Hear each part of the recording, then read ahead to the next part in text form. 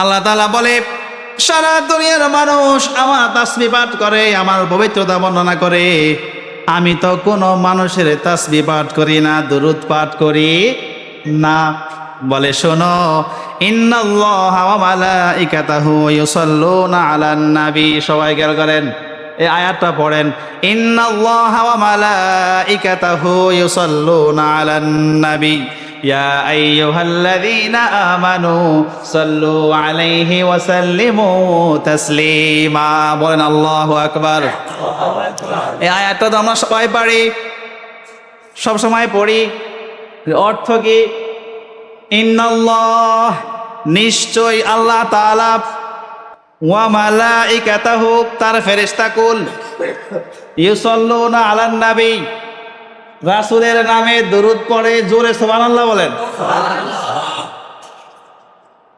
বলে আমি আল্লাহ পৃথিবীর কারো তাসবিহ পাঠ করি না। শোনো, মুহাম্মাদের তাসবিহ শুধু আমি পড়ি না, আমার সকল সৃষ্টি এবং ফেরেশতাকুলদেরকে দিয়েও পড়াই। সহজ মনে করছেন? এটা কি সহজ মনে করছেন?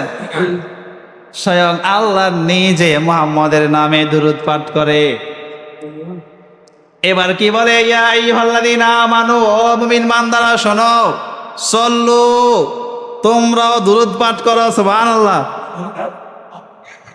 দুরূদ এবং সালাম পেশ করো। সবাই জোরে বলেন সাল্লাল্লাহু আলাইহি ওয়াসাল্লাম, সাল্লাল্লাহু আলাইহি ওয়াসাল্লাম। আবার বলেন সাল্লাল্লাহু আলাইহি ওয়াসাল্লাম। এইভাবে আল্লাহ নিজেও পড়ে, ফেরেশতাদেরকেও বলে, সারা মাখলুকাত সবাই দুরূদ পাঠ করে। বলেন কার? মুহাম্মদ সাল্লাল্লাহু আলাইহি ওয়াসাল্লামের। সারা পৃথিবীর সব কবির কবিতায়, লেখকের লেখায়, সব জায়গায় এখন শুধুই মুহাম্মদ, পাখির কণ্ঠে, শিল্পীর গানে। আমাদের প্রিয় কবি কাজী নজরুল কত সুন্দর করে লিখেছেন, সবাই বলবেন, ত্রিভুবনের প্রিয় মুহাম্মদ এলো রে দুনিয়ায়, রে সাগর আকাশ বাতাস দেখবি যদি আয়, রে সাগর আকাশ বাতাস দেখবি যদি আয়। ত্রিভুবনের প্রিয় মুহাম্মদ এলো রে দুনিয়ায়, রে সাগর আকাশ বাতাস দেখবি যদি আয়, রে সাগর আকাশ বাতাস দেখবি যদি আয়। দেখ আমেনা মায়ের কোলে দোলে শিশু ইসলাম দোলে, কচি মুখে শাহাদাতের বাণী সে শোনায়, রে সাগর আকাশ বাতাস দেখবি যদি আয়, রে সাগর আকাশ বাতাস দেখবি যদি আয়। বলেন সাল্লাল্লাহু আলাইহি ওয়াসাল্লাম। আল্লাহ আমাদের সবাইকে তুমি মুহাম্মাদের খাঁটি উম্মত হিসাবে, যারা কিয়ামতের ময়দানে হাউজে কাউসারের পানি পাবে, তাদের দলভুক্ত করে তোমার খাঁটি বান্দা হিসাবে কবুল করো। বলেন আমিন। সুবহানাল্লাহ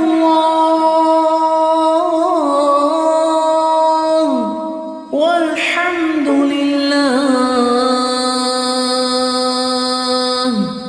ওয়ালা ইলাহা ইল্লাল্লাহ। তো রবিউল আউয়াল মাসকে ঘিরে আমাদের দেশে নানান প্রকৃতির কাজ, কিছু মহাব্বত ভালোবাসা, কিছু অন্যায় বেদাত, কিছু গুনাহের কাজও হয়। রাসূল সাল্লাল্লাহু আলাইহি ওয়াসাল্লামের আগমনকে কেন্দ্র করে আমরা ইয়াহুদীদের চরিত্র আলোচনা করতে গিয়ে রাসূল সাল্লাল্লাহু আলাইহি ওয়াসাল্লামের কাছে এসেছি। এই মুহূর্তে রবিউল আউয়াল মাসও শুরু হয়েছে। এই প্রসঙ্গতই আমরা রাসূল সাল্লাল্লাহু আলাইহি ওয়াসাল্লামের আগমনের প্রসঙ্গটি দুই কারণেই আলোচনার অনেক বেশি দাবি রাখে। আমরা গত বছর এই সময়ে আলোচনা করেছিলাম রাসূল সাল্লাল্লাহু আলাইহি ওয়াসাল্লামের মৃত্যু।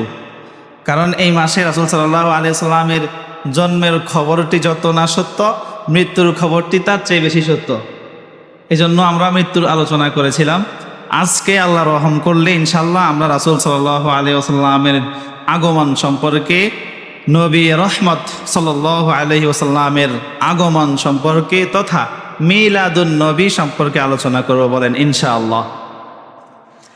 তাহলে মিলাদ অর্থ হচ্ছে জন্ম, বলেন মিলাদ অর্থ জন্ম। সবাই মনোযোগ দিবেন, কথা বলবেন, তাহলে বুঝবেন। মিলাদ শব্দের অর্থ জন্ম, আর নাবী আমাদের নবী। তাহলে মিলাদুন নবী কি দাঁড়ালো? নবী সাল্লাল্লাহু আলাইহি ওয়াসাল্লামের জন্ম বৃত্তান্ত, এই হলো মিলাদুন নবীর অর্থ। আমরা কিন্তু সমাজে মিলাদকে অন্যদিকে নিয়ে গিয়েছি।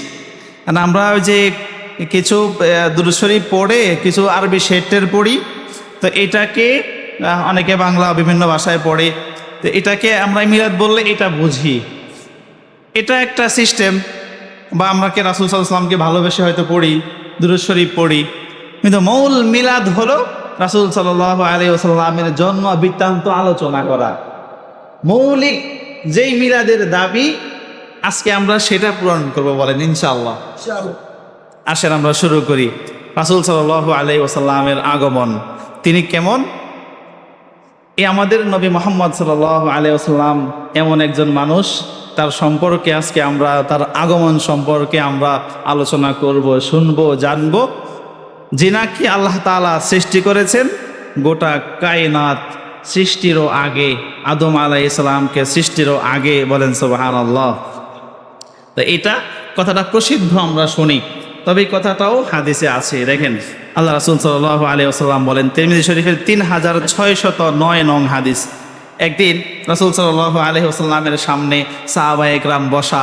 সাহাবায়ে কেরাম জিজ্ঞাসা করলেন আল্লাহ রাসূলকে, ও আল্লাহ রাসূল, আপনার উপরে নবুয়তের দায়িত্ব অর্পিত হয়েছে কখন? এই প্রশ্ন করেছেন রাসূলকে কারা? সাহাবায়ে কেরাম। শব্দটা আসছে এমন, ক্বালু, সাহাবায়ে কেরাম বলে, ইয়া রাসূলুল্লাহ, ও আল্লাহর রাসূল, মাতা ওয়াজাবাত লাকান নবুওয়া, আপনি কখন নবুয়ত প্রাপ্ত হয়েছেন? আপনার উপরে নবুয়তের দায়িত্ব কখন দেয়া হয়েছে? ওয়াকালা, আল্লাহ রাসূল সাল্লাল্লাহু আলাইহি ওয়াসাল্লাম বলেন, ওয়া আদামু বাইনার রূহি ওয়াল জাসাদ, বলে শোনো, হযরত আদম আলাইহিস সালাতু ওয়াস সালাম যখন তার রূহ এবং দেহের মাঝখানে অবস্থান করে, ঠিক ওই সময়ে আমি নবুয়ত প্রাপ্ত হয়েছি। রূহ, দেহের এবং রূহের মাঝখানে আদম, মানে রূহের সাথে দেহের কানেকশন হয়নি, আদম এখনো পূর্ণাঙ্গ হয় নাই, এখনো সৃষ্টি সম্পন্ন হয় নাই। তাহলে ওই সময়ে অর্থাৎ আদমের আগে আল্লাহ মুহাম্মদ সাল্লাল্লাহু আলাইহি ওয়াসাল্লামকে নবী হিসাবে নির্বাচিত করেছেন। এখন আমাদের সমাজে একটা বিতর্ক আছে, আল্লাহ রাসূল সাল্লাল্লাহু আলাইহি ওয়াসাল্লাম নবী হয়েছেন 40 বছর বয়সে। এটা বলতে গেলেই কিন্তু এই সমস্যাটা বাধে। কেউ বলে যে আল্লাহ রাসূল তো সেই সৃষ্টির আগে নবী হয়েছেন, আবার 40 বছর বয়সে কেন বলা হয়? মায়ের প্যাচ একটু বুঝলে এটা নিয়ে বিতর্কের কোনো বিষয়ই না। কেমন?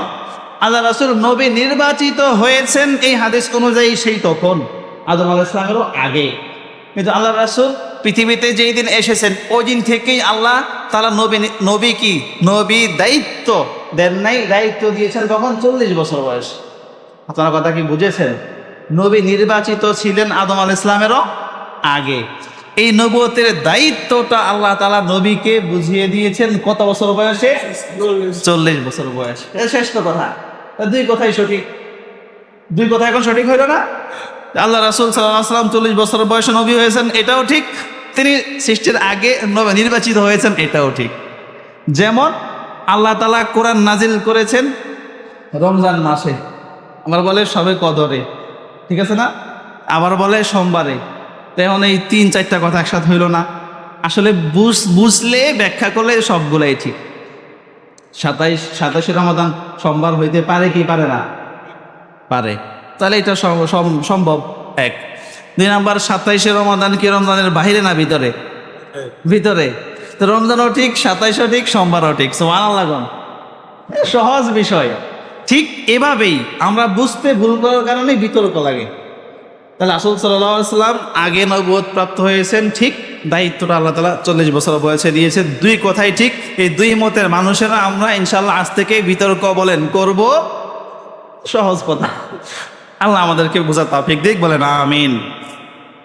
আমাদের নবী তিনি এমন নবী, তিনি নবী নির্বাচিত হয়েছে সেই তখন, এরপর থেকে যত নবী এসেছে তত নবীর মুখে মুহাম্মদ সাল্লাল্লাহু আলাইহি ওয়াসাল্লামের নাম এসেছে। যতগুলো ধর্মগ্রন্থ এসেছে প্রত্যেক ধর্মগ্রন্থে মুহাম্মদ সাল্লাল্লাহু আলাইহি ওয়াসাল্লামের আগমনের কিছু না কিছু সংবাদ দেয়া হয়েছে। এগুলা সব ব্যাখ্যা করলে অনেক সময় লাগবে, যাই হোক আমরা সংক্ষেপ করে ফেলি। আল্লাহর হাবিব সাল্লাল্লাহু আলাইহি ওয়াসাল্লাম আরবে এসেছে, মক্কায় তিনি এসেছেন। মক্কার শ্রেষ্ঠ সম্ভ্রান্ত বংশ কুরাইশে তিনি আগমন করেছেন। তিরমিজি শরীফের 3532 নম্বর হাদিস, আল্লাহ রাসূল সাল্লাল্লাহু আলাইহি ওয়াসাল্লাম বলে, ইন্নাল্লাহা খালাকাল খালকা ফাজআলানি ফি খায়রিহিম ফিরকা সুম্মা জাআলাহুম ফিরকাতাইনি ফাজআলানি ফি খায়রিহিম ফিরকা সুম্মা জাআলাহুম ক্বাবাইলা ফাজআলানি ফি খায়রিহিম কিবলা। আল্লাহর হাবিব সাল্লাল্লাহু আলাইহি ওয়াসাল্লাম বলেন, আমার উম্মতেরা শোনো, আল্লাহ তাআলা যত মাখলুকাত সৃষ্টি করেছে এই সকল মাখলুকাতের মধ্য থেকে শ্রেষ্ঠ জাতি মানুষের অন্তর্ভুক্ত আমাদেরকে করেছে। সুবহানাল্লাহ বলেন। এরপরে আবার বলে, মানুষের মধ্যে কত জাত শ্রেণীতে আল্লাহ তাআলা বিভক্ত করেছে মানুষদেরকে, এর মধ্যে সর্বোত্তম সর্বশ্রেষ্ঠ বংশ জাত মর্যাদায় আল্লাহ তাআলা আমাকে ভূষিত করেছে। এরপরে এই বংশগুলোকে বিভিন্ন ঘরে পরিবারে বিভক্ত করেছে। এর মধ্যে আল্লাহ তাআলা আমাকে উত্তম কাবার খাদেম, কাবার রক্ষণাবেক্ষণকারী আব্দুল মুত্তালিবের পরিবারে, আব্দুল মুত্তালিব দাদা ছিল, আব্দুল্লাহ বাবা ছিল, রাসূল সাল্লাল্লাহু আলাইহি ওয়াসাল্লাম এই পরিবারের তত্ত্বাবধানে কাবা শরীফ পরিচালিত হতো সেই সময়। চিন্তা করেন, বলে এই কুরাইশ বংশের অনেক ঘর ছিল, বিভিন্ন বাড়িতে ঘরে ঘরে বিভক্ত ছিল। এর মধ্যেও আল্লাহ তাআলা সর্বোত্তম ঘর যেটা, ওই ঘরে আল্লাহ তাআলা আমাকে প্রেরণ করেছে। অর্থাৎ রাসূলের কোন দিক থেকে পৃথিবীর কোন অংশেই কোনো বিন্দু মাত্র আল্লাহ তাআলা কম দেন নাই। আল্লাহু আকবার, কোনো কম রাখেন নাই।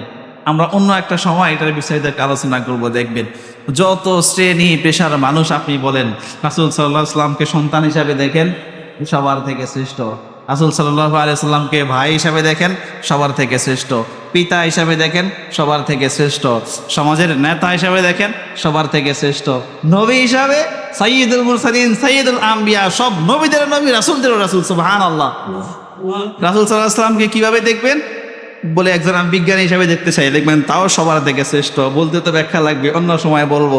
আবার বলবেন ডাক্তার, তাও সবার থেকে শ্রেষ্ঠ। পৃথিবীর কোনো মানুষ তার সাথে তুলনা করার মতো আল্লাহ তাআলা রাখেন নাই। সুবহানাল্লাহ। ইনি হলেন আমাদের নবী মুহাম্মদ সাল্লাল্লাহু আলাইহি ওয়াসাল্লাম। বলেন পিতার নাম কি? আব্দুল্লাহ। সবাই বলেন না পিতার নাম, মাতার নাম আমেনা। আল্লাহ তাআলা এই উত্তম পরিবারে, সম্ভ্রান্ত পরিবারে মুহাম্মদ সাল্লাল্লাহু আলাইহি ওয়াসাল্লামকে পাঠিয়েছেন। গতানুগতিক আপনার আমার মতো করেও পাঠান নাই, এমন অলৌকিকভাবে আল্লাহ তাআলা মুহাম্মদ সাল্লাল্লাহু আলাইহি ওয়াসাল্লামকে পাঠিয়েছেন যা দেখে পৃথিবীবাসী চমকে গিয়েছে। মুহাম্মদ সাল্লাল্লাহু আলাইহি ওয়াসাল্লাম যেইভাবে এসেছে কিয়ামত পর্যন্ত কোনো মানুষের পক্ষে এইভাবে আর আসা সম্ভব না। এই জন্য রাসূল সাল্লাল্লাহু আলাইহি ওয়াসাল্লামের মিলাদ আলোচনা করলে এখন বুঝবেন, মিলাদ আলোচনা করা যায় কিন্তু আমল করা যায় না। বুঝেন, রাসূল সাল্লাল্লাহু আলাইহি ওয়াসাল্লামের মিলাদ এটা আলোচনা করা যায় কিন্তু আমল করা যায়। এখন বলবো কিভাবে রাসূল সাল্লাম আসছেন, এগুলা কি এখন কেউ করতে পারবে? এখন কারোর মধ্যে এগুলো হবে? হবে না। তবে রাসূল সাল্লাল্লাহু আলাইহি ওয়াসাল্লামের আদর্শ, রাসূল সাল্লাল্লাহু আলাইহি ওয়াসাল্লামের সুন্নাহ, জীবনী, এগুলো আলোচনা করা যায়, আমলও করা যায়। এগুলো আলোচনা করা যায়, আমলও করা যায়। প্রিয় ভাইয়েরা, এখন আমাদের রাসূল সম্পর্কে আমাদের জানা দরকার, এজন্য আমরা জানবো। তবে এগুলো আমলের বিষয় না, আমাদেরকে সব চাইতে বেশি ফোকাস দিতে হবে যেটা আমাদের বিষয় সেটা। তো আমাদের মানে এমন একটা অভ্যাস হয়ে গিয়েছে, মূল বাদ দিয়ে আমরা অন্য বিষয় নিয়ে কিন্তু মায়ের পিঠ মোটামুটি ভালোই করতে জানি, ঠিক না? এটা আমাদেরকে বুঝতে হবে প্রিয় ভাইয়েরা। যাই হোক, আল্লাহ রাসূল সাল্লাল্লাহু আলাইহি ওয়াসাল্লাম কিভাবে এসেছে দেখেন। আল্লাহর হাবিব সাল্লাল্লাহু আলাইহি ওয়াসাল্লাম যখন আমিনা আম্মাজানের গর্ভে আছে, সারা দুনিয়ার মানুষ সন্তান যখন গর্ভে আসে কত রকমের কষ্ট সহ্য করতে হয়, বলেন হয় কি হয় না? একদম শুরু হয় দুর্বলতা, বমি ভাব, অসুস্থতা, মাথা ঘুরানি, ঠিক না? এইটা দিয়ে শুরু হয়, শেষ পর্যন্ত একদম মৃত্যুর কোল থেকে হয়তো আল্লাহ ফিরিয়ে নিয়ে আসে। এটা বাস্তবতা কিনা? এবার দেখেন আমিনার অবস্থা কি। আমিনার গর্ভে যখন রাসূল সাল্লাল্লাহু আলাইহি ওয়াসাল্লাম আসে, দুনিয়ার মানুষ যত কষ্ট করে, আল্লাহ তাআলা এই নবী রহমতের উসিলায় আমিনাকে এক সেকেন্ডের জন্যও কোনো কষ্টে পতিত করেন নাই, বরং তার পজিটিভ অনেকগুলো রহমত দিয়েছেন। যেমন কুফ থেকে পানি আনার জন্য আমিনা যেতেন কুফের কাছে। নবী রহমত গর্বে নবীকে নিয়ে আমিনা কষ্ট করে নিচে নামবে আবার উঠবে, অনেক ঝুঁকে মাথা নই অনেক কষ্ট করে পানি উঠাবে, এটা আল্লাহ সহ্য করলেন না। আল্লাহ তাআলা আদেশ করে দিলেন, যখন সবাই পানি আনে নিচে নামে, আর আমিনা যখন পানি আনতে যায় স্বয়ং পানি নিচেই উপরে চলে আসে। আমিনা পানি নেয়, আল্লাহু আকবার।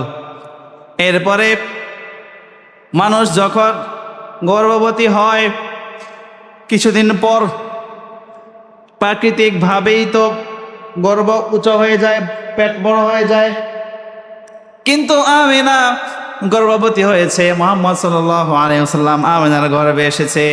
আমিনা যেদিন প্রসব করবে ওই দিনের আগ পর্যন্ত কেউ বুঝার ক্ষমতা ছিল না যে আমিনার পেটে সন্তান আছে। সুবহানাল্লাহ। শুধু কি তাই, কোনো কষ্ট তো পান নাই এতদিন। এবার দেখেন প্রসবের সময় মানুষ কি পরিমাণ হতাশ হয়। শুধু কি যিনি প্রসব করে তিনি কান্নাকাটি করে নাকি পুরো পরিবার সবাই, ঠিক না ঠিক? এই সময় অনেক মানুষ দুনিয়া ত্যাগ করে চলে যায়। আল্লাহ তাআলা ভাগ্যক্রমে আমাদের অনেক মা বোনদেরকে আবার ফিরিয়ে নিয়ে আসে।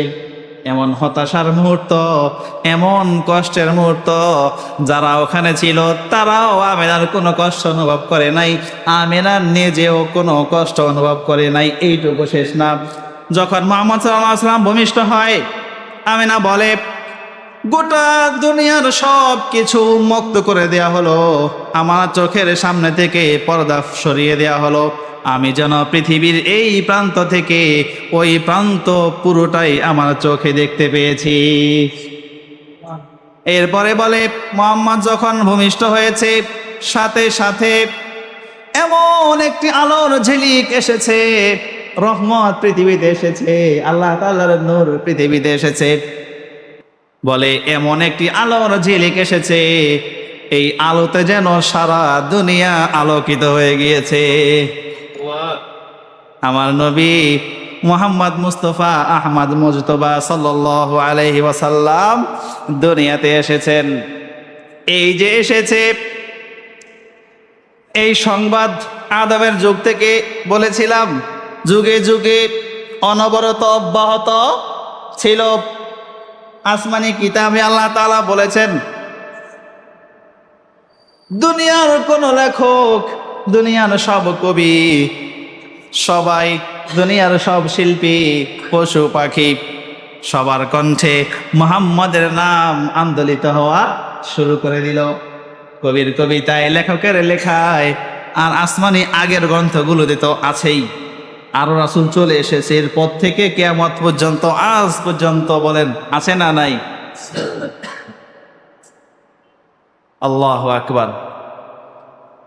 যারা বিশ্বাসী এমন কবি সাহিত্যিক আছেন এদের কারো লেখা মুহাম্মাদের নামে লেখা ছাড়া পূর্ণতা পায় না। মুহাম্মাদের নামের ভিতরে আল্লাহ তাআলা এত রহমত দিয়েছে, এত বরকত দিয়েছে। এজন্য মুহাম্মদ সাল্লাল্লাহু আলাইহি ওয়াসাল্লামকে ভালোবেসে আমরা যারা তার অনুসরণ করি, মনে রাখবেন খালেস ভাবে যদি আমরা তার অনুসরণ করতে পারি, কিয়ামত পর্যন্ত যত অনুসারী হবে সবার আগে সবার চেয়ে বেশি যারা তার অনুসরণ করবে তাকে ভালোবাসবে, কিয়ামতের ময়দানে হাউজে কাউসারের পানি তারা তত আগে পাবে। এই জন্য রাসূল সাল্লাল্লাহু আলাইহি ওয়াসাল্লামের উম্মতের দাবিদার তো অভাব নাই, কি বলেন? সবাই কিন্তু পাবে। এই জন্য ভালোবাসাটা যেন এইরকম হয়, রাসূল সাল্লাল্লাহু আলাইহি ওয়াসাল্লাম যা কিছু করতে বলেছেন, যেভাবে করেছেন, যেভাবে বলেছেন এইভাবে হয়, এটা আমরা খেয়াল রাখবো। ভালোবাসতে গিয়ে আমরা ওভার করব না, আবার কমও করব না। আপনাদেরকে ইহুদিদের ইতিহাস শুনিয়েছি, তারা বাড়াইতে গিয়েও সীমালঙ্ঘন করেছে, কমাইতে গিয়ে তো নাউজুবিল্লাহ করছেই। এখন যারা তাদেরকে ভালোবাসছে, মহাব্বত করছে, প্রশংসা করছে, করতে গিয়েও কি করছে? সীমা লঙ্ঘন, একেবারে আল্লাহর কাছে নিয়ে গেছে, নাউজুবিল্লাহ, আল্লাহর সন্তান বানায় ফেলছে।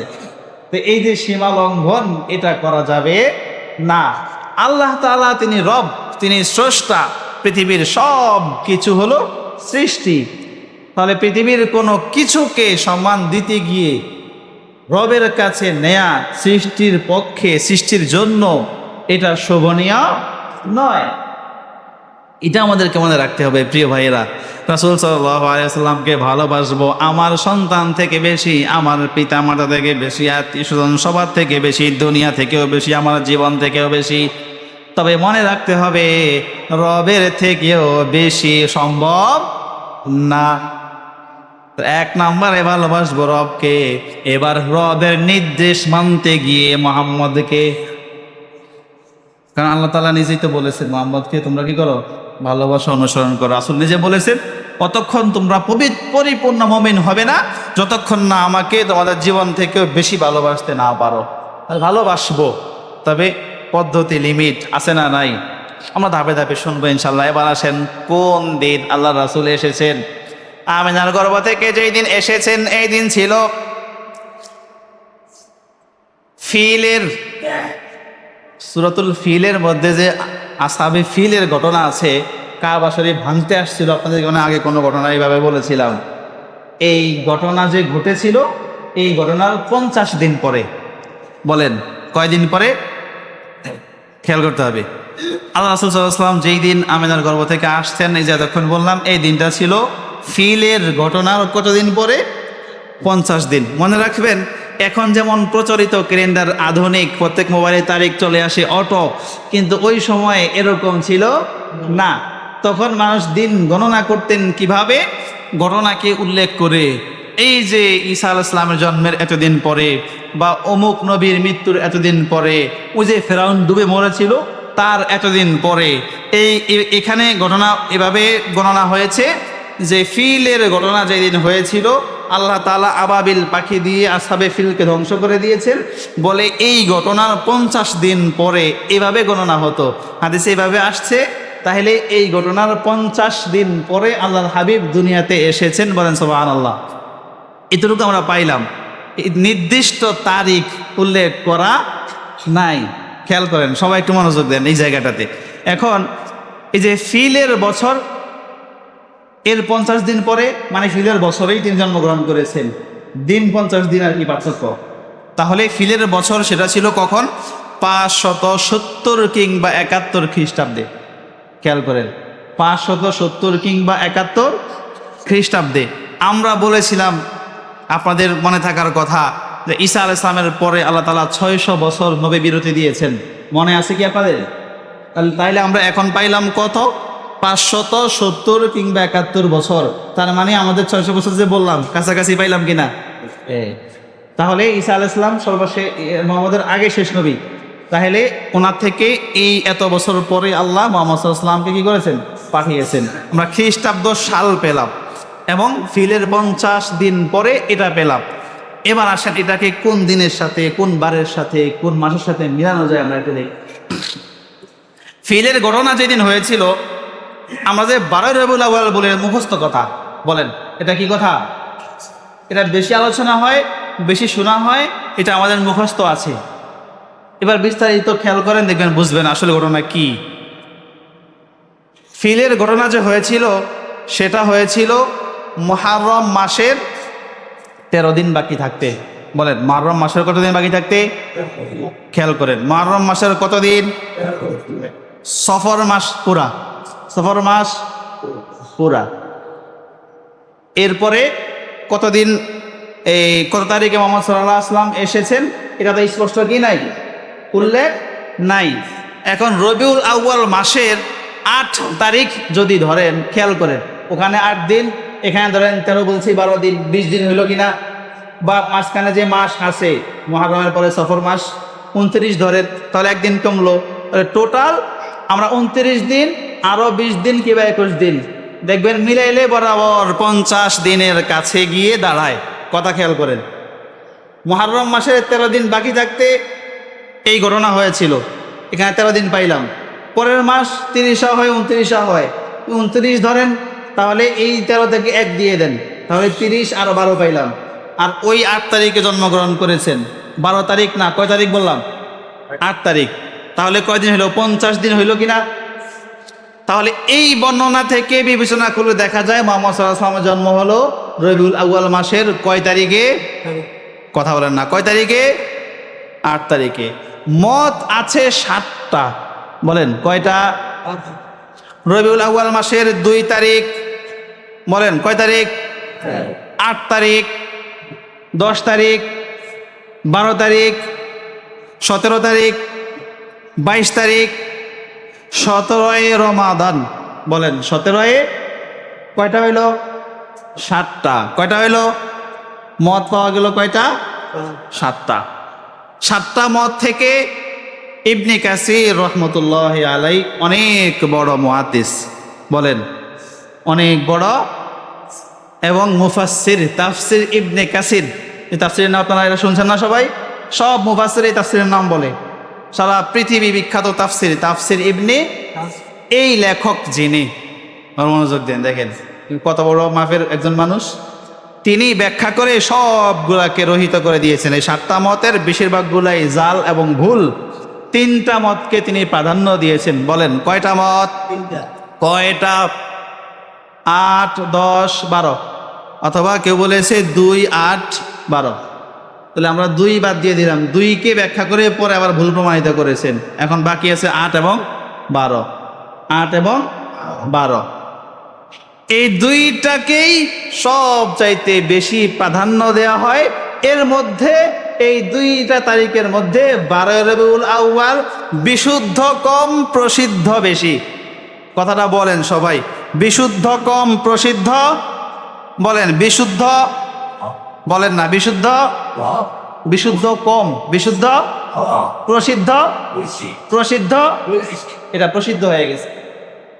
এবার 8 তারিখ যেটা বললাম, আমি যে ব্যাখ্যা করলাম এতক্ষণ, এই বিবেচনায় 8 তারিখটা গ্রহণযোগ্য আলেমদের কাছে, অধিকাংশ আলেমদের কাছে সারা পৃথিবীতে বেশি গ্রহণযোগ্য। 8 তারিখ, বলেন কয় তারিখ? কয় তারিখ? কয় তারিখ? 8 রবিউল আউয়াল। এটা প্রসিদ্ধ কম, এটা বিশুদ্ধ বেশি। প্রসিদ্ধ কম, বিশুদ্ধ বেশি। এবার বুঝছেন? এবার আচ্ছা বলেন, আমরা শুধু 1 তারিখ নিয়ে দৌড়াদৌড়ি করলে কি হবে? ওই তারিখে তো রাসূল সাল্লাল্লাহু আলাইহি ওয়াসাল্লাম মৃত্যুর সংবাদ সঠিক হওয়ার সম্ভাবনা বেশি। এখন ওই দিন আনন্দ প্রকাশ করেন, এটা কি ভালো হয়? তবে রাসূল সাল্লাল্লাহু আলাইহি ওয়াসাল্লাম এসেছেন আমাদের জন্য রহমত হয়ে, এটার জন্য আমরা আনন্দিত। আমরা আজকে দুরূদ শরীফ পড়ব, রাসূলের শানে তারানাও পড়ব, বলেন ইনশাআল্লাহ। বলেন আমরা সবাই মিলে পড়বো, বলেন ইনশাআল্লাহ। তাহলে কি কোন তারিখে এসেছে আমরা বললাম, বেশি সম্ভাবনা হলো 8 রবিউল আউয়াল। বলেন তারিখটা সবাই বলেন, বেশি সম্ভাবনা 8 রবিউল আউয়াল। এবার আসেন সামনের দিকে, বাকি কথাগুলো শুনি। কি বারে তিনি এসেছেন? রাসূল সাল্লাল্লাহু আলাইহি ওয়াসাল্লাম সোমবারে এসেছেন। বলেন কি বারে এসেছেন? সুইলান সাওমি ইয়াউমিল ইসনাইন ফাকালা, সাহাবায়ে কেরাম আল্লাহর রাসূল সাল্লাল্লাহু আলাইহি ওয়াসাল্লামকে প্রশ্ন করে, আল্লাহর হাবিব বলেন আপনি কেন সোমবারে রোজা রাখেন? সোমবার বৃহস্পতিবার আল্লাহ রাসূল রোজা রাখতেন। বলেন কিবার? সোমবার এবং বৃহস্পতিবার। আল্লাহ রাসূলকে জিজ্ঞাসা করা হয়, ও আল্লাহর হাবিব, আপনি কেন এই দিনে রোজা রাখেন? বলে যালিকা ইয়াউমুন উলিদতু ফীহি ওয়া ইয়াউমুন বুইসতু ফীহি আও উনজিলা আলাইয়া ফীহি। বলে শোনো, এই সোমবার হলো এমন দিন, এই সোমবারে আল্লাহ তাআলা আমাকে দুনিয়াতে পাঠিয়েছে। বলে শুধু কি তাই, এই সোমবারে আমাকে নবুয়ত দেয়া হয়েছে, এই সোমবারে আল্লাহ তাআলা কোরআন নাজিল করেছে। এই হলো সোমবার। বলেন কিবার পাইলাম? সংক্ষেপ করে বললাম, আরো হাদিস আছে, বললাম না, সময় নেই। এবার সময় কখন? সময় হলো সুবহে সাদিক। বলেন সময় কখন? দিন এবং রাতের মাঝামাঝি। সুবহে সাদিক হলো ভোর রাতে ফজর যখন শুরু হয় তার আগের মুহূর্তটা, অর্থাৎ রাত শেষ দিন শুরু, মাঝামাঝি। সুবহানাল্লাহ। এবং পবিত্র সময়। আল্লাহ তাআলা এই সময় কোথায় থাকেন? শেষ আসমানে বান্দার কাছাকাছি থাকেন। যাই হোক, তাহলে সুবহে সাদিকের সময় আল্লাহ রাসূল সাল্লাল্লাহু আলাইহি ওয়াসাল্লাম দুনিয়াতে এসেছে। যখন আল্লাহ রাসূল ভূমিষ্ঠ হলেন, সংবাদ প্রচার হলো। আব্দুল মুত্তালিব এত খুশি হয়ে গেল, আব্দুল মুত্তালিব এক দৌড়ে ডাইনে বামে কোথাও না তাকিয়ে সরাসরি কাবার সামনে উপস্থিত হয়ে গেল। সুবহানাল্লাহ। তাহলে ওইটা ছিল জাহিলি যুগ হওয়া সত্ত্বেও দেখেন শুকরিয়া আদায় করার পদ্ধতি কি অবলম্বন করেছে আব্দুল মুত্তালিব। সরাসরি রবের সামনে হাত তুলে দোয়া করেছেন। তিনি দোয়া করেছেন, আল্লাহ, আমার এই যে নাতি মুহাম্মদ দুনিয়াতে এসেছে, তার নাম আমি রাখবো মুহাম্মদ। আব্দুল্লাহ তো দুনিয়া থেকে চলে গিয়েছেন, আমেনাকে আমার স্বপ্নে দেখিয়ে নাম শিখিয়েছেন আহমদ। বলেন কি? এই দুটা নামই কোরআনে এসেছে। বেশি এসেছে মুহাম্মদ, প্রসিদ্ধ হয়েছে মুহাম্মদ। আব্দুল মুত্তালিব রেখেছেন মুহাম্মদ। আচ্ছা, বলে এই জন্য এই নাম রাখবো আমি চাই তিনি যেন সারা পৃথিবীতে প্রশংসিত হয়। এখন মুহাম্মদ সারা পৃথিবীতে আল্লাহ তাআলা মুহাম্মদকে শুধু প্রশংসিত করেন নাই, আল্লাহ তাআলা বলে আমি নিজে স্বয়ং পৃথিবীর কোনো মানুষের সরাসরি প্রশংসা করে নাই, দরুদ পাঠ করে নাই। আল্লাহ তাআলার সবাই মুখাপেক্ষী। আল্লাহ কারো মুখাপেক্ষী? খেয়াল করেন কথাটা। আল্লাহ তাআলা বলে সারা দুনিয়ার মানুষ আমার তাসবিহ পাঠ করে, আমার পবিত্রতা বর্ণনা করে। আমি তো কোনো মানুষের তাসবিহ পাঠ করি না, দরুদ পাঠ করি না। বলে শোনো, ইন্নাল্লাহা ওয়া মালাইকাতাহু ইউসাল্লুনা আলান নবী। সবাই খেয়াল করেন, এই আয়াতটা পড়েন। ইন্নাল্লাহা ওয়া মালাইকাতাহু ইউসাল্লুনা আলান নবী ইয়া আইয়ুহাল্লাযীনা আমানু সাল্লু আলাইহি ওয়া সাল্লিমু তাসলিমা। বলেন আল্লাহু আকবার।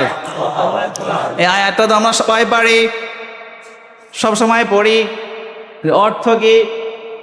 ইন্নাল্লাহ, নিশ্চয় আল্লাহ তাআলা, ওয়া মালাইকাতাহু, তার ফেরেশতাকুল, ইউসাল্লুনা আলান নবী, রাসূলের নামে দরুদ পড়ে। জোরে সুবহানাল্লাহ বলেন। বলে আমি আল্লাহ পৃথিবীর কারো তাসবিহ পাঠ করি না। শোনো, মুহাম্মাদের তাসবিহ শুধু আমি পড়ি না, আমার সকল সৃষ্টি এবং ফেরেশতাকুলদেরকে দিয়েও পড়াই। সহজ মনে করছেন? এটা কি সহজ মনে করছেন? স্বয়ং আল্লাহ নিজে মুহাম্মাদের নামে দরুদ পাঠ করে। এবার কি বলে? ইয়া আইয়ুহাল্লাযীনা আমানু, ও মুমিন বান্দারা শোনো, সল্লু, তোমরাও দরুদ পাঠ করো। সুবহানাল্লাহ। দরুদ এবং সালাম পেশ করো। সবাই জোরে বলেন সাল্লাল্লাহু আলাইহি ওয়াসাল্লাম, সাল্লাল্লাহু আলাইহি ওয়াসাল্লাম। আবার বলেন সাল্লাল্লাহু আলাইহি ওয়াসাল্লাম। এইভাবে আল্লাহ নিজেও পড়ে, ফেরেশতাদেরকেও বলে, সারা মাখলুকাত সবাই দরুদ পাঠ করে। বলেন কার? মুহাম্মদ সাল্লাল্লাহু আলাইহি ওয়াসাল্লামের। সারা পৃথিবীর সব কবির কবিতায়, লেখকের লেখায়, সব জায়গায় এখন শুধুই মুহাম্মদ, পাখির কণ্ঠে, শিল্পীর গানে আমাদের প্রিয় কবি কাজী নজরুল কত সুন্দর করে লিখেছেন, সবাই বলবেন। ত্রিভুবনের প্রিয় মোহাম্মদ এলো রে দুনিয়ায়, রে সাগর আকাশ বাতাস দেখবি যদি আয়, রে সাগর আকাশ বাতাস দেখবি যদি আয়। ত্রিভুবনের প্রিয় মোহাম্মদ এলো রে দুনিয়ায়, রে সাগর আকাশ বাতাস দেখবি যদি আয়, রে সাগর আকাশ বাতাস দেখবি যদি আয়। দেখ আমেনা মায়ের কোলে দোলে শিশু ইসলাম দোলে, কচি মুখে শাহাদাতের বাণী সে শোনায়, রে সাগর আকাশ বাতাস দেখবি যদি আয়, রে সাগর আকাশ বাতাস দেখবি যদি আয়। বলেন সাল্লাল্লাহু আলাইহি ওয়াসাল্লাম। আল্লাহ আমাদের সবাইকে তুমি মুহাম্মাদের খাঁটি উম্মত হিসাবে, যারা কিয়ামতের ময়দানে হাউজে কাউসারের পানি পাবে তাদের দলভুক্ত করে তোমার খাঁটি বান্দা হিসাবে কবুল করো। বলেন আমিন। মুহাম্মদ সাল্লাল্লাহু আলাইহি ওয়াসাল্লামের ভালোবাসার কথা কি আর একদিনে হয়? মুহাম্মদ সাল্লাল্লাহু আলাইহি ওয়াসাল্লামের যদি কখনো সুযোগ হয় বিস্তারিত জীবনী আমরা আলোচনা করব ইনশাআল্লাহ। আমাদের আজকের কথা কিন্তু আর অনেক প্রয়োজন, আমাদের সময় নাই, আমরা আর বলতে পারলাম না। যা সংক্ষেপে বলি, রাসূল সাল্লাল্লাহু আলাইহি ওয়াসাল্লাম এসেছেন, শুকরিয়া আদায় আমরা করব। পদ্ধতি তিনটা। বলেন কয়টা? বলেন কয়টা? এক নম্বর পদ্ধতি রোজা রাখবো।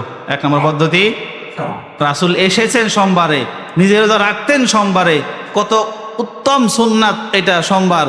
ওইটা দিয়ে খবর নাই, নাচতেছেন না জিলাপি খাইতেছেন, মিয়া আশেখ রাসূল দাবি করেন আবার, হইলো?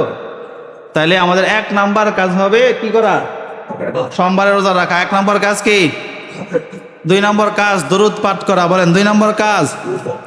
ওই মিয়া একটু আগে আয়াত পড়লাম, আল্লাহ নিজে দরুদ পাঠ করে। আল্লাহ বলে যদি আমার হাবিবের শানে কেউ দরুদ পাঠ করে তার আমি পুরস্কার দিব 7টা।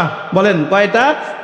10টি রহমত দিব, 10টি মর্যাদা বৃদ্ধি করব, তারপরে 10টি গুনাহ মাফ করে দিব, 10 বার রহমত নাজিল করব, সকল ফেরেশতাকুল তার জন্য দোয়া করবে, রাসূল নিজে তার জন্য দোয়া করবে। বলেন সুবহানাল্লাহ। এইগুলার খবর নাই। আর যে দৌড়াইবেন, আর জিলাপি খাইবেন, নাচবেন, গান করবেন, এটা বুঝি আশিকের রাসূল হয়ে গেল? তাইলে কাজ হবে আমাদের 2 নম্বর কাজ দুরূদ শরীফ পড়া। বলেন বেশি বেশি কি পড়া? দুরূদ শরীফ পড়া। 3 নম্বর কাজ রাসূলের সিরাত, রাসূলের আদর্শ আলোচনা করা, মানা বুঝা আমল করা। এটা হলো 3 নম্বর কাজ। বলেন কয় নম্বর কাজ? তাহলে এটা তো লং প্রসেসের কাজ। আদর্শ সবগুলো বলা, আমল করা, এটা লং প্রসেস। আমরা তো সবসময় বলি সুন্নাহর কথাই বলি, এগুলো মনোযোগ দিয়ে শুনেন, আমল করেন, এটাও রাসূলের প্রতি ভালোবাসা। বলেন সুবহানাল্লাহ। সংক্ষেপ করে দিলাম। আপত্তিকর কিছু বিষয় আছে এই সময় আমরা করি, এগুলো আশা করি আমাদের এই সমাজে নাই। আলহামদুলিল্লাহ পড়েন। আমরা এগুলো করব না ইনশাআল্লাহ।